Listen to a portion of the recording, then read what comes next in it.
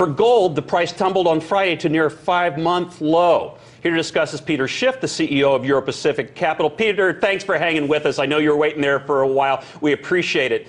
For gold, that $1,300 price range was there for a long time. We kept seeing it for many months. But now, after Friday, when the price declined to $12.51 per ounce, its lowest since July, many are questioning whether any upward momentum is in sight. You know gold well. What's your take? Well, you know, the last few years you've seen gold sell off at the end of the year and then rally pretty strong in the new year. Because what happens is towards the end of the year, people get very optimistic about the future. Oh, things are going to get better. Growth is going to pick up. The economy is going to take off.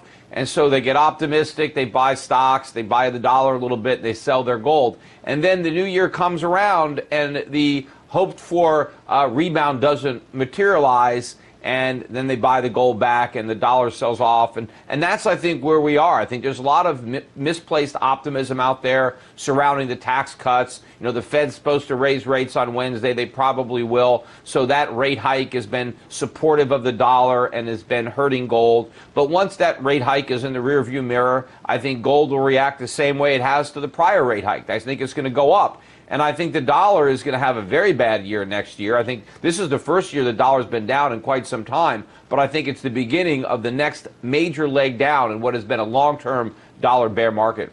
Okay, you piqued my interest with several things there. So, first of all, about the holiday time, the end of the year when people are optimistic, you're saying, Peter. Is part of that do we see part of the price of gold seen in the purchase of jewelry, or is that just a minor part? I think that's a minor part of it. You know, last year it was the optimism over Trump, right? Trump had just gotten elected and everybody thought, oh, this is going to be great. He's going to make America great again. We're going to get rid of, you know, we're going to shrink government. We're going to cut regulations. We're going to lower taxes. And so early in the year, it turned out that that wasn't the case. And, you know, now all of a sudden we're getting excited again because we're talking about tax cuts, but we're not talking about shrinking government. And as long as government gets more expensive, we have to pay for it. And if we're not going to pay for it with taxes, we're going to pay for it through debt and inflation, and that is what we're going to do. And that's going to be a more expensive way to pay for government than the taxes. Okay. Now, just for our viewers who aren't following this like you do, Peter, give us the 52 weeks on the highs and lows for gold in the last year, or at least the range. Well, gold did get up around 1,300. I think it actually broke through it a little bit, but then it pulled back. But you know, it did get lower. It got down, I think, even around 1,200 earlier in the year, and that's kind of been the range. Yep. But, you know, I think that we bottomed out. Remember, gold bottomed out at 1,050 in December of 2015 when the Fed first raised interest rates, and everybody thought gold was going to tank when the Fed started to raise rates, and the first rate hike marked the bottom of gold. And since then, I think we've been building a base, but eventually we're going to take off, and we're going to take out the high from 2011, which I think was around $1,900. So once we really get through 1,350, 1,400, I think we'll have some clear sailing for much higher prices. Do you think that with the sort of accommodative monetary policy, and you're talking about the Open Markets Committee, the Federal Reserve's committee that meets on tomorrow, on Tuesday and Wednesday, and everybody is suggesting that they will go ahead and raise rates on Wednesday. Do you think that's already been baked into markets and also the price of gold, or do you think investors are still going to take some action Wednesday after the announcement and the rest of the week? Well, I think what's been priced in is the fact that so many people believe that all this loose money can be withdrawn, that the Fed can reverse the policy or other central banks, that they can normalize interest rates, that they can shrink their balance sheets. None of this is possible. That's what the markets don't get. The cheap money of the past is going to be even cheaper money in the future. The Fed is going to have to abort the tightening. They're going to have to go back to zero in the next recession, which could happen a lot sooner than people think. They might even go negative. They're going to have to launch QE4. It's going to have to be bigger than 1, 2, and 3 combined. When the markets figure this out, then it's a whole different game. And then, then you're going to start to see much bigger moves up in the price of gold and in other commodities as well. And that's when you're going to start to see real downward pressure on bond prices, when people realize how the central banks have lost control of this and that they have no ability to reverse course. And I assume that that statement about sort of the loose monetary policy isn't just about the Fed. I mean, it's the European Central Bank and the Bank of England. I mean, it seems like most of the central banks around the world have a fairly accommodative monetary policy right now, and that feeds into what you're saying, correct?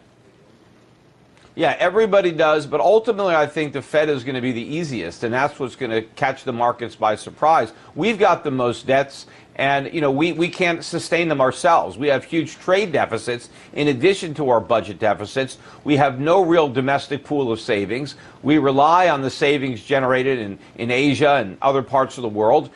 So we have to borrow money from the rest of the world to buy the products that the rest of the world produces. So we have these twin deficits, and I think America, more than any other country, is completely addicted to this cheap money. So while other countries may be able to raise rates, we're stuck.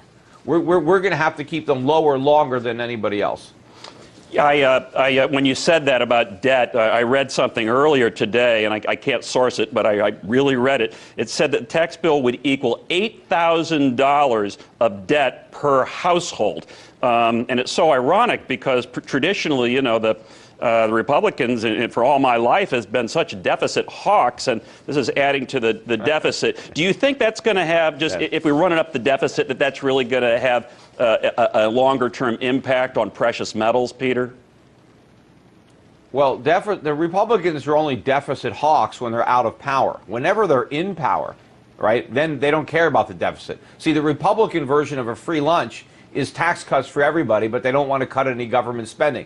So they only oppose government spending when it's the Democrats who are doing the spending. But once they're in power, they just want to spend as much as the Democrats. So it's all a bunch of politics. It's a theater. But yes, it is all going to benefit precious metals, because when the government decides to pay for its spending by printing money and borrowing money rather than taking it from us in a more honest manner, like taxes. So when the Republicans cut our taxes, but they don't shrink the size of government, when government gets more expensive and they reduce the revenue to pay for it, then where do they get the money? We don't get all the government for nothing.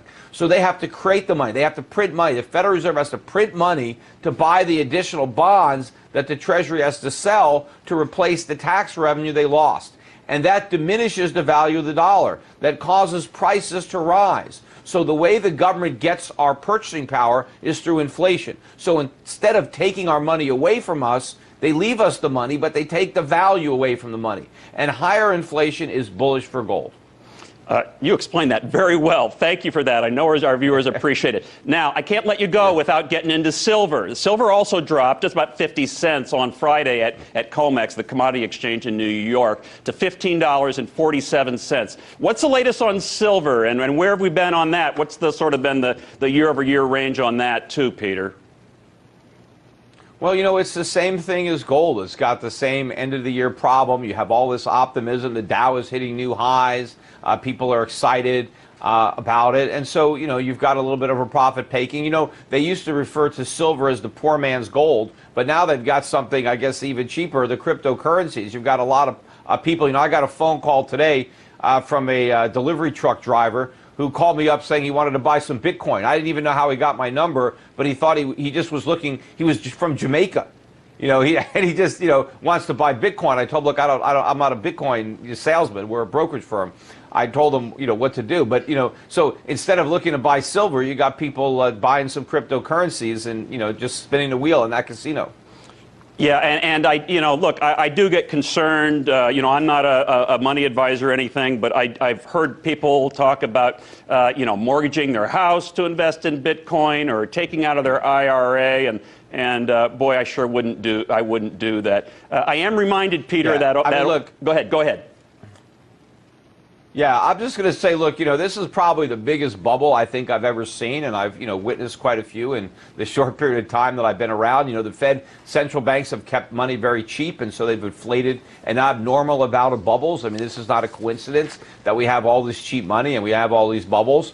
But, Bitcoin keeps going up. I mean, 17,000 today, and look, how big can the bubble get? I don't know. I mean, I'm not that smart. I'm smart enough to know it is a bubble, but I'm not smart enough to know where the peak is. But there's an old saying, right? Bulls make money, bears make money and pigs get slaughtered. And there are a lot of Bitcoin pigs, I believe, who are going to get slaughtered. So if you happen to own some Bitcoin and you bought them and you have some profits, sell. Now, I'm not saying you have to sell everything. You don't have to take it all off the table. You know, you can play with some of the house's money.